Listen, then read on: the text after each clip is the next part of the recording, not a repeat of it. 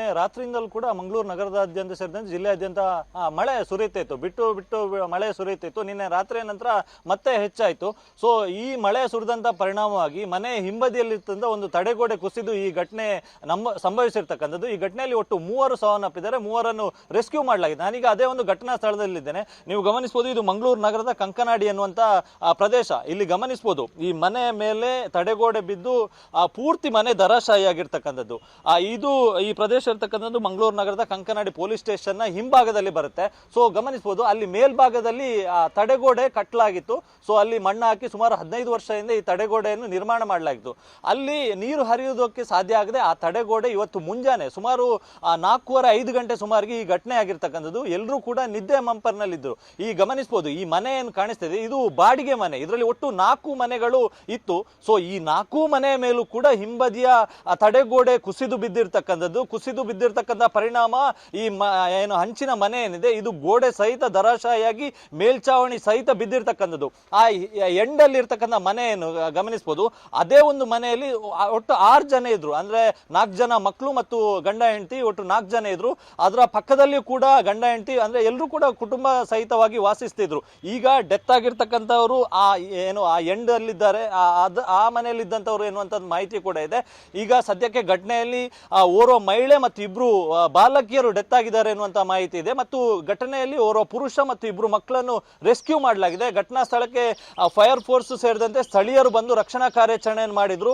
ಇಲ್ಲಿ ಸಿಲುಕಿ ಹಾಕಿಕೊಂಡವರನ್ನು ತಕ್ಷಣ ಆಸ್ಪತ್ರೆಗೆ ಸೇರಿಸುವಂತ ಕೆಲಸವನ್ನು ಮಾಡಿದ್ರು. ನೀವು ಗಮನಿಸಬಹುದು, ಹಿಂಭಾಗದಲ್ಲಿ ಕಿಚನ್ ನ ಏರಿಯಾ ಬರ್ತಿತ್ತು. ಸೊ ಒಂದಿಷ್ಟು ಜನ ಅಲ್ಲಿಯೇ ಅಂದ್ರೆ ರೂಮ್ ಇತ್ತು, ಸೊ ಅಲ್ಲಿ ಮಲ್ಕೊಂಡಿದ್ರು. ಸೊ ನಿದ್ದೆಯ ಮಂಪರ್ನಲ್ಲಿದ್ರು. ಏಕಾಏಕಿಯಾಗಿ ಈ ಘಟನೆ ಆಗಿರ್ತಕ್ಕಂಥದ್ದು. ಹೀಗಾಗಿ ಒಂದು ಕ್ಷಣ ಏನಾಗ್ತದೆ ಅನ್ನುವಂಥದ್ದು ಕೂಡ ಗೊತ್ತಾಗಿಲ್ಲ. ಅಷ್ಟರಲ್ಲಿ ಈ ಘಟನೆ ನಡೆದೋಗಿದೆ. ಗಮನಿಸಬಹುದು, ಮನೆ ಒಳಗಿದ್ದಂತ ಫ್ರಿಡ್ಜ್ ಇರ್ಬೋದು, ಗಾಡ್ರೇಜ್ ಇರ್ಬೋದು, ಎಲ್ಲವೂ ಕೂಡ ಆ ಮಣ್ಣಿನ ಅಡಿಗೆ ಸಿಲುಕಿರ್ತಕ್ಕಂಥದ್ದು. ಈ ತಡೆಗೋಡೆ ಗಮನಿಸಬಹುದು, ಅದು ಎಷ್ಟು ತಡೆಗೋಡೆ ಎಷ್ಟು ಅದರಲ್ಲಿ ಕಲ್ಲುಗಳನ್ನು ಕಟ್ಟಿ ಎಷ್ಟು ಗಟ್ಟಿಯಾಗಿತ್ತು ಎನ್ನುವಂಥದ್ದು. ಸೊ ಆದ್ರೂ ಕೂಡ ಅದು ಮಳೆಯ ರಭಸಕ್ಕೆ ಕೆಳಗೆ ಬಂದು ಬಿದ್ದಿರ್ತಕ್ಕಂಥದ್ದು. ಈ ವಿಚಾರದ ಕುರಿತಂತೆ ಮಾತನಾಡೋಕೆ ಇಲ್ಲೇ ಪಕ್ಕದ ಮನೆಯ ನಿವಾಸಿಯೊಬ್ರು ನಮ್ಮ ಜೊತೆ ಇದ್ದಾರೆ. ಅವರು ಮಾತಾಡ್ತಾರೆ. ಸರ್, ಎಷ್ಟೊತ್ತಿಗೆ ಈ ಘಟನೆ ಆಗಿರ್ತಕ್ಕಂಥದ್ದು? 4:15 ಗಂಟೆಗೆ. ನೀವು ಎಲ್ಲಿ ಮಲಗಿದ್ರಿ? ನಾವು ಒಳಗಡೆ ಗಂಡ ಹೆಂಡತಿ ಮಕ್ಕಳೆಲ್ಲ ಒಳಗಡೆ ಇದ್ದೆವು. ಒಮ್ಮೆಲೆ ಸೌಂಡ್ ಬಂತು. ಇವರಿಗೆ ಒಳಗಡೆ ಬರುವಾಗ ಇದು ಬಾಗಿಲು ತೆಗಿಲಿಕ್ಕೆ ಆಗ್ತಿರ್ಲಿಲ್ಲ. ಆ ತರ ಹೊರಗಡೆ ಹೊಡೆದೆವು. ಓಟಿ ಬರುವಾಗ ಎಲ್ಲ ಬಿದ್ದಾಗಿದೆ ಎಲ್ಲ. ಅಲ್ಲಿ 4-5 ಮನೆಯಲ್ಲಿ ಎಲ್ಲ ಬೊಬ್ಬೆ ಹೊಡಿತಿದ್ರು. ಯಾರನ್ನು ಬಚಾವ್ ಮಾಡ್ಲಿಕ್ಕೆ ಆಗಿದೆ. ಇಮಿಡಿಯೇಟ್ ಆಗಿ ಪೊಲೀಸ್ ಸ್ಟೇಷನ್ಗೆ ಹೊಡಿದೆ. ಅವ್ರ ಪಾಪ ಬಂದೆಲ್ಲ ಹೆಲ್ಪ್ ಮಾಡಿ, ಫೈರ್ ಸರ್ವಿಸ್ ಎಲ್ಲ ತರಿಸಿ ಎಲ್ಲ ಹೆಲ್ಪ್ ಮಾಡಿದ್ದಾರೆ. ಊರಿನವರೆಲ್ಲ ಬಂದು ಒಳ್ಳೆ ಬಚಾವ್ ಮಾಡಿದ್ರು ನಮ್ಮನ್ನು. ಈಗ ಇಲ್ಲಿರುವಂತದ್ದು ಎಲ್ಲವೂ ಕೂಡ ಬಾಡಿಗೆ ಮನೆ ಅಥವಾ ಸ್ವಂತ? ನಾವು ಬಾಡಿಗೆ ಮನೆ. ನಾವು ಬಾಡಿಗೆಯಲ್ಲಿ ನಾನು 12 ವರ್ಷ ಆಯ್ತು. ಉಳಿದ ಮನೆಯಲ್ಲಿ ಯಾರ್ಯಾರು ಇದ್ರು? ಆ ಕೊನೆಯ ಮನೆಯಲ್ಲಿ ಯಾರಿದ್ರು? ಮನೆಯಲ್ಲಿ ಅಲ್ಲಿ 4 ಮಕ್ಕಳು ಗಂಡ ಹೆಂಡತಿ. ಈ ಮನೆಯಲ್ಲಿ ಗಂಡ ಹೆಂಡತಿ ಮಾತ್ರ ಇದ್ದದ್ದು ಒಂದು ಮನೆಯಲ್ಲಿ. ಇದರಲ್ಲಿ 4 ಮಕ್ಕಳು ಗಂಡ ಹೆಂಡತಿ.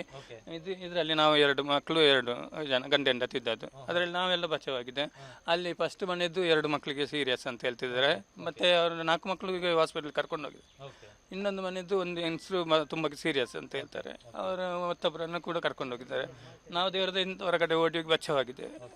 ಅವರೆಲ್ಲ ಮನೆ ಹಿಂದೆ ಮಲಗಿದ್ರ? ಅದು ಗೊತ್ತಿಲ್ಲ, ಒಳಗಡೆಯಿಂದ ಇದ್ರು. ನಮ್ಗೆ ಮತ್ತೆ ಒಳಗಡೆ ಅವರನ್ನು ನಮ್ಮ ಮನೆ ಎಲ್ಲ ನೋಡುವಾಗ ಹೊರಗೆ ಬಂದು ಅವರನ್ನು ನೋಡುವಾಗ ಒಳಗಡೆ ಇದ್ದಿದ್ರು. ಹಾಗೆ ಇದ್ರು. ಮನೆ ಹಿಂಬದಿಯ ತಡೆಗೋಡೆ ಕಟ್ಟಿ ಎಷ್ಟು ವರ್ಷ ಆಯ್ತು? ಇದೊಂದು ಅಂದಾಜೊಂದು 8 ವರ್ಷ ಅದು ಒಳಗಡೆ ಆಗ್ಬೋದು. ಅದೇ ಅಷ್ಟೇ. ಎಲ್ಲ ಮಾಡಿ ಕಟ್ಟಿ ಇದ್ರು. ಮತ್ತೆ ಇದು ಮನೆ ಕೂಡ ಬಿಚ್ಚಿ ಕರೆಕ್ಟ್ ಆಗಿ ಮಾಡಿ ಕೊಟ್ಟಿದ್ರು. ಆದ್ರೆ ಮನೆದು ಏನೋ ಪ್ರಾಬ್ಲಮ್ ಇರಲಿಲ್ಲ. ಈಗ ಅಧಿಕಾರಿಗಳೆಲ್ಲ ಬಂದ ಏನ್ ಹೇಳಿದ್ರು? ಅಧಿಕಾರಿಗಳು ಮಾತಾಡಿ ಹೋಗಿದ್ದಾರೆ, ಎಲ್ಲ ನೋಡಿಕೊಂಡು ಹೋಗಿದ್ದಾರೆ. ಈಗ ನೀವು ಈಗ ಮನೆ ಒಳಗಿದ್ದಂತ ವಸ್ತುಗಳೆಲ್ಲ ನಾಶ ಆಗಿದೆ. ಗೊತ್ತಾಗ್ತಿಲ್ಲ ಸರ್, ನಾವೆಷ್ಟು ಕಷ್ಟಪಟ್ಟು ನೋಡುವಾಗ ತಲೆಬಿ ಇದಾಗ್ತದೆ ತುಂಬ. ನಾವೆನಿಸಲಿಲ್ಲ ಈ ಥರ ಆಗ್ತದೆ ಅಂತ. ನೋಡಿ, ನೀವೇ ನೋಡಿ, ಒಂದು ಸಾಮಾನ್ಯಲ್ಲಿ ಇದಾಗಿದೆ. ಜೀವ ಉಳಿದಿರೋದು ಮಕ್ಕಳಿಗೆ ನಮಗೆ ಏನಾದರೂ ತೊಂದರೆ ಉಳಿದಿದ್ದೇವೆ, ಅದೇ ತುಂಬ.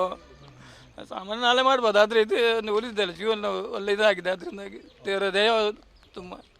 ಈಗ ಈ ತಡೆಗೋಡೆ ಕಟ್ಟಿ ಸುಮಾರು 8 ವರ್ಷ ಆಯ್ತು. ಬಟ್ ಈ ಹಿಂದೆ ಕೂಡ ಸಾಕಷ್ಟು ಮಳೆ ಆಗಿದೆ. ಆದ್ರೆ ನಿನ್ನೆ ಈ ಬಾರಿ ಮಳೆ ಕಡಿಮೆ ಇತ್ತು, ಆದ್ರೆ ನಿನ್ನೆ ರಾತ್ರಿಯಿಂದ ಹೆಚ್ಚಾಗಿತ್ತು. ಸೊ ಈ ವೇಳೆ ಈ ರೀತಿ ಆಗಿರೋದು ನೀರು ತುಂಬಿ ಆಗಿರ್ಬೋದು, ಆಗಿದೆ. ಉಳಿದವರ ಸ್ಥಿತಿಗತಿ ಹೇಗಿದೆ? ಉಳಿದ ಮನೆಯವರು ನೋಡಿ, ಒಂದು ಇವರೇ ನಾವು ಸೇಫ್ ಆಗಿದ್ದೇವೆ. ಅಲ್ಲಿ ಆಚಾರ್ಯ ಒಂದು ಸೀರಿಯಸ್ 2 ಮನೆಯದ್ದು. ಅದಕ್ಕೆ ಎಷ್ಟು ಏನಂತ ಗೊತ್ತಿಲ್ಲ, ಇನ್ನು ಹಾಸ್ಪಿಟಲ್ನವರು ಹೇಳ್ಬೇಕಷ್ಟೇ. ಈಗ ಅವರೆಲ್ಲ ಎಲ್ಲಿ ಬಿಹಾರ ಮೂಲದವರ? ಅದು ಲಾಸ್ಟ್ನವರು ಬಿಹಾರ ಮೂಲದವರು, ಮತ್ತು ಇವರು ಕೂಡ ಯು ಪಿ ಅವರು ಸೆಲೋನ್ ಮಾಡಿಕೊಂಡು